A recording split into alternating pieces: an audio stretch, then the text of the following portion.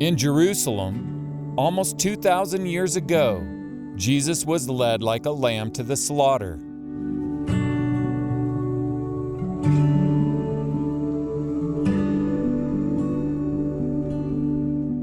The problem is that sin separates man from God.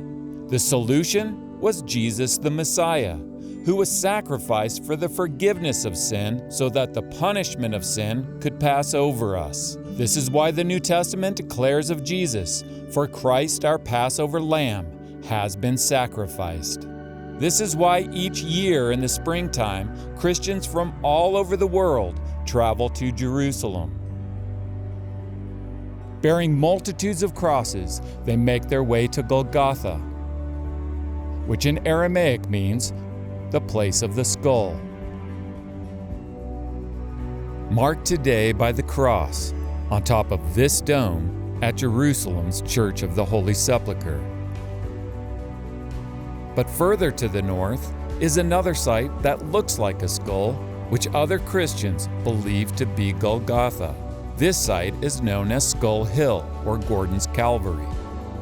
By far the oldest tradition is the one commemorated at the Church of the Holy Sepulchre. Christians have been visiting this site for almost 2,000 years, where they have never forgotten the place where the sacrifice for their sins was made, so that the wrath of God could pass over them. Is this really the place that Jesus was crucified?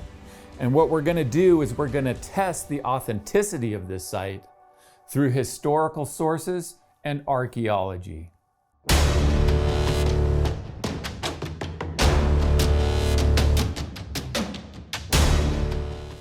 Don't forget to hit that subscribe button. Also, the information that I'm covering in this video is a supplement to chapter 8 in the book that I wrote, where God came down the archaeological evidence. Thanks for all your reviews. Thanks for making it #1 in archaeology. And I'll leave a link in the description where you can order a copy. Keep in mind also with the holidays coming up that it makes a good gift to give to others. I'll also leave a link in the description where you can leave a donation. We spend more money on these videos than we bring in, and so donations are much needed and appreciated. Even though the tomb of Jesus and crucifixion place of Jesus are next to each other, I already did a video on the tomb of Jesus, so in this video I'm going to focus on Golgotha. Mark 15:22 says, "They brought Jesus to the place called Golgotha, which means the place of the skull." The oldest commemorated site of Golgotha is located in the land of ancient Judea, in the city of Jerusalem, where about 1,700 years ago, the early Christians built a church over the place where Jesus was crucified.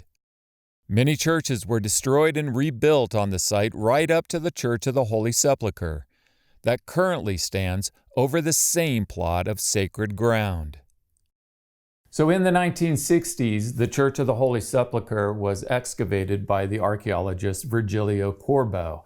And in his excavations, he found an agricultural layer. This stood out from the others because there was no architecture in it. It was a soil layer with the remains of what had been grown in that soil. He found the seeds of grapes and figs and olives and such things. This layer dated to the time of the early Roman period. And so this was archaeological evidence that the traditional site of Golgotha at the time of Jesus was used as a garden. This is significant because in John 19:41, it says, "In the place where Jesus was crucified, there was a garden." And so we have a correlation between the traditional site of Golgotha as a garden and the historical source from the New Testament that says that Jesus was crucified in a garden. In the 1970s, the Israeli archaeologist Naaman Avigad was busy excavating the Jewish quarter in Jerusalem's Old City. In his excavations, Avigad uncovered Roman streets like this one. Notice the building underneath the street level, so that once the street was removed through excavation, the remains of the older city beneath it was exposed. The Byzantine period is the period of early Christianity, which began in Jerusalem in AD 324. In Avigad's report, he shows a sketch plan of the Byzantine city. Avigad and his team excavated this section of the main street, called the Cardo Maximus. I'm standing in the old city of Jerusalem on the Cardo Maximus, which is depicted in this mural behind me. This is the main north-south street in Jerusalem at that time. And so this particular part of the Cardo Maximus that we see here that remains is an extension from the Byzantine period. Here we see the Byzantine Cardo being excavated by Avigad's team. This drawing of the Cardo from Avigad's report shows the pillar bases resting on the street level. Just as in one of his excavation squares, we see the remains of some of the pillar bases that reveal the street level of the Cardo Maximus. Underneath this street, an older city wall of Jerusalem was unearthed by Avigad's team. This city wall was in use in the early Roman period, which is the time of Jesus. As the excavations continued, two sides of the city wall were uncovered with a gap in between them, revealing a city gate. The AD 1st century historian Josephus wrote about the gate called Geneth, which belonged to the first wall. Was this the gate that the 1st century historian Josephus called the Geneth Gate? Avigad thought so because Geneth means garden, and gates were often named after the place where the road that passed through them led to. On Avigad's top plan of Byzantine Jerusalem, this is where he discovered the city gate. And nearby, he shows the original church built by Constantine at Golgotha. Avigad knew that at this church, the earlier excavations of Corbo had found evidence that in AD 1st century, this was a garden. It makes sense then that the gate leading to this garden would be the one called the Garden Gate. It was named this because it led to the garden that Corbo had discovered. Hebrews 13:12 says, Jesus also suffered outside the city gate. Therefore, what the archaeology demonstrates is that the church on the hill Golgotha was inside the much larger Byzantine city of Jerusalem in the early Christian period, while underneath this Byzantine city was a much smaller city dating to the time of Jesus, when the garden at Golgotha was located outside of Jerusalem. This means that the AD 1st century garden Corbo found in his excavations at Golgotha was accessed by the road that passed through the Garden Gate discovered by Avigad. This evidence then demonstrates the authenticity of the traditional site of Golgotha, since the New Testament declares that Jesus was both crucified in a garden and outside of a city gate. About 11 years after the crucifixion of Jesus, Jerusalem expanded to the north, bringing Golgotha into the city. After the destruction of Jerusalem by the Romans in AD 70, the Emperor Hadrian rebuilt it around AD 130 as a pagan city, which he called Aelia Capitolina. So this is the Roman Emperor Hadrian, who is the one who rebuilds the ruins of Jerusalem as Aelia Capitolina. Directly over the top of Golgotha, Hadrian built the main temple for his new city. The early church father Jerome wrote, "On the rock where the cross had stood, a marble statue of Venus was set up by the heathen and became an object of worship." So over the spot of Jesus' crucifixion, Hadrian placed a statue of Venus. This is an example of a headless statue of Venus. We'll go over and look at a head from a statue. And here's an example of the head of Venus from one of the statues. It was a little less than 100 years from the time of Jesus' crucifixion to the time Hadrian came to the rubble of Jerusalem and chose a particular hill to put his main temple in the pagan city, Aelia Capitolina, that he was building. Why did he choose that particular place? Jerome gives the reason when he wrote, "The original persecutors indeed supposed that by polluting our holy places, they would deprive us of our faith in the Passion." He did it to pollute the Christian holy places. And this informs us that before Hadrian came there, Golgotha was a holy place of the Christians. It had been a holy place for 100 years almost. And that makes sense that is why then Hadrian chose the hill Golgotha to build a temple mount over and to build his temple on top of. After Hadrian did that, then there were 2 temple mounts in Jerusalem, one over the hill Moriah and the other one over the hill Golgotha. And a more specific question is then, why did he choose to put over the spot of crucifixion specifically a statue of Venus? And again, the answer is very clear.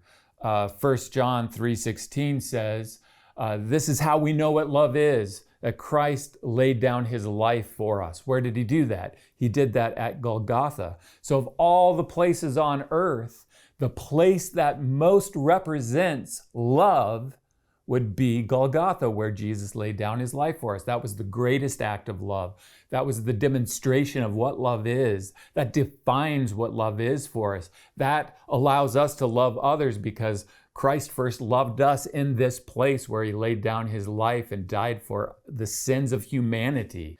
And so to pollute that, to supplant that, Hadrian came and put a statue of Venus, the goddess of love, right over the top of that, where then the acts of worship, horrible things like sexual immorality and temple prostitution and these kinds of things were acted out right over the top of the very spot where God so loved the world that he sent his one and only Son, who died in the place of the sins of humanity. When Hadrian built his temple on top of Golgotha, he had stairs built up the side of the hill. You came down the Cardo Maximus, you came up steps, and then the ancient original entrance was from the front. When we look down on the same area today, this is the line of the Cardo Maximus, and in between these lines were the stairs leading up to the temple on top of the hill. Some of these original steps and other structures were found through excavations and are preserved under these buildings. These preserved steps are roughly here on the temple model. This is the ancient way that you came up from the Cardo Maximus up to the temple that Hadrian built, and these elaborate structures that you see here are part of that entrance built at the time of Hadrian. In this next scene, I'm standing on the roof of the eastern end of the Church of the Holy Sepulchre, next to this dome. So we have the dome here. Look at where it's located as far as where the Crusader Church is. We're going to be down there in just a few minutes, and we're going to be looking up at the dome like this, and we're going to be looking at the stairs that ascended up from the Cardo Maximus up to the place of Golgotha where Jesus was crucified. So this dome is the one that we were standing next to up above here. And so we're now down underneath where the stairs come up the side of the hill to the place of crucifixion. And you see these stones here from the late Roman period. These are from the time of Hadrian. When Constantine, the first Christian emperor of Rome, came to power in AD 324, he had Hadrian's temple destroyed and a church called the Martyrium built in its place to commemorate the spot where Jesus was crucified. This is the mausoleum Constantine had built over the tomb of Jesus, and this building is the Martyrium Church, with its western apse built over the place of crucifixion. Many churches commemorating this same spot were destroyed and rebuilt, right up to the Church of the Holy Sepulchre that currently stands over the site, built in the Crusader period. When we fly over the current church and look straight down, we see that it is built in the form of a cross, with the dome of Golgotha and in front of it the half circle of the church's apse. Laying the top plan of the church over it, we can mark the center of the apse. This marks the place of crucifixion. Notice when we lay the top plan of Constantine's original church over the top of the current church, the apse is in the same place. In the original church, the apse pointed west, towards the tomb of Jesus. In the churches that followed, including the current church, the apse points east, towards the sunrise. However, the place of the crucifixion of Jesus, at the center of the apse, has remained the same to this day. Underneath this dome, here and here, are the stairs that I walk up in the next scene, where I arrive at the outside of the church's apse.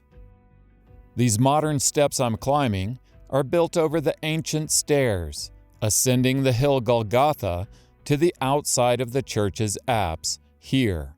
We have the apse of the church in front of me here.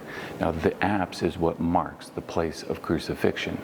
Jesus was crucified just on the other side of this wall. Because of that, we have different masonry from different time periods. You can see they're on a different line from each other. So this is modern masonry. Then we have older masonry on a different line. Then we have a row of even older masonry, and then below it we have this oldest masonry.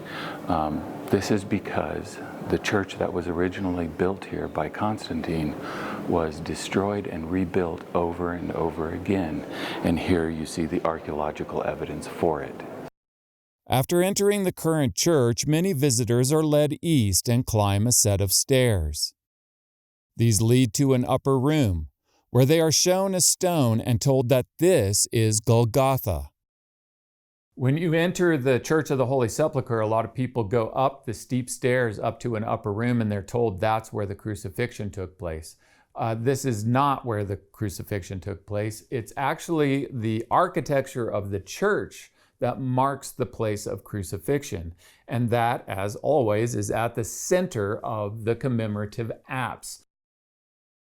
On the east side of the upper room is a place for burning candles. When looking over these candles, you're looking into the real place of crucifixion at the center of the church's apse, marked with a crucifix. This is the crucifix that marks the place of crucifixion, and this has been the same commemorated place through the earlier churches that have been built and destroyed there. What has stayed consistent is the specific spot that is being commemorated as where Jesus was crucified has stayed the same. The center of each apse of each church has stayed the same over the course of time. So it comes down to the reality today that there's two sites in Jerusalem that Christians believe are Golgotha.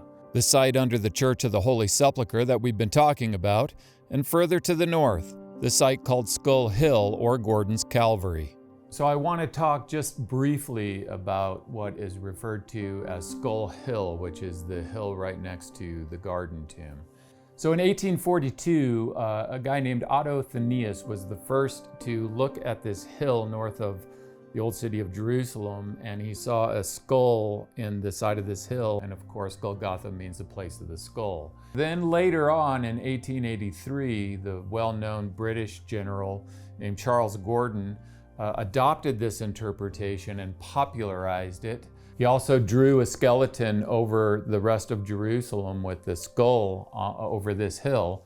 And so this became really a Protestant site known as Golgotha, and many Protestants, evangelicals, believe that this is Golgotha today. A common argument for Skull Hill is to first state that the New Testament declares that Jesus suffered outside the city. Then it is pointed out that Skull Hill is located outside of Jerusalem's current Old City Wall, while the Church of the Holy Sepulchre site is located inside these walls. This is an illegitimate argument, since we know that the Church of the Holy Sepulchre site was located outside of Jerusalem's city wall at the time of Jesus, since Naaman Avigad found the northern city wall and gate from this period in his excavations. What is also telling is that to this day, the oldest traditional site of Golgotha has a church built over it.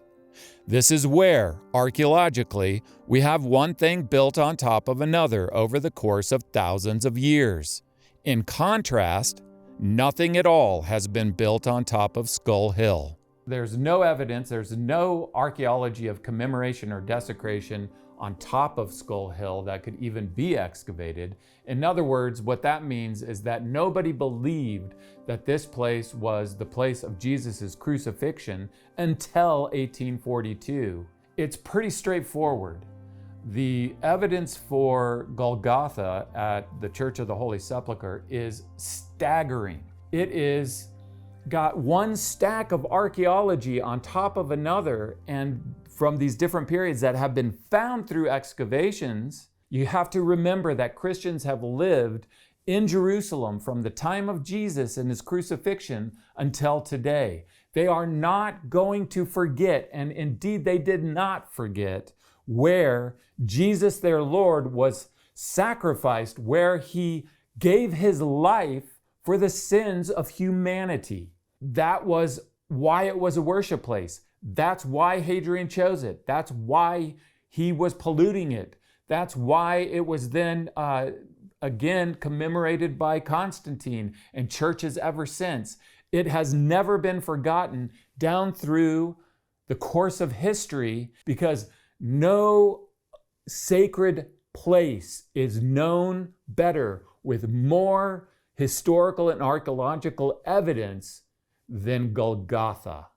In 1975, east of the apse of the church, excavations were carried out, and a very important inscription was discovered that years ago I got permission, along with a small group that I was with, to be taken down and shown this very important archaeological discovery. In the next shot, I'm standing here. So behind this door here is where the boat inscription is. An Armenian priest named Samuel took us through a wall built by Constantine and down into the area excavated in the 1970s. Now, technically, we are outside the church, and this quarry extends all the way to Golgotha. We go deeper into the excavated chambers, where patches of wall and rubble from Hadrian's destroyed temple can be seen. On one of the stones from this rubble is the inscription. Flagstone is drawn or graffiti of a boat. Underneath it says, Domini ivemus, O Lord, we go. The inscription likely dates to the late Roman period, when Hadrian's statue of Venus stood on Golgotha above this area, and the boat probably represents the one used for travel by the early Christian pilgrim who drew it. This is an inscription I've wanted to see for 7 years, and I've finally gotten permission. This is the oldest Christian pilgrim inscription that's ever been found. When exactly how early it dates to, we're not sure, but a lot of scholars believe it dates to earlier than the church itself. And what it says in ancient Latin is, "Yes, Lord, we will go." What could an early Christian leave in an inscription on the side of the base of Golgotha with a ship that points away from Golgotha that says, "Yes, Lord, we will go"? Christianity is about coming. It's about coming to Christ. It's about coming to believe in him. It's about coming to the cross to receive the forgiveness of sins that he offers and the salvation that he offers. But after that, Christianity is about going. It's about going into all the rest of the world to take the message of who Jesus is and what he accomplished for mankind at Golgotha. And so to have this on an inscription, the earliest Christian pilgrim inscription ever found, to have this purpose of the church so clear, "Yes, Lord, we will go." That's how we serve the Lord. We go. After coming to him, we go and take his message to the ends of the earth. How awesome, how powerful, how profound is that? No sacred place is known better with more historical and archaeological evidence than Golgotha. It is a monument of evidence to the authenticity that this is the place where Jesus was crucified. It is so encouraging to us if you're willing to support the channel and hit that subscribe button.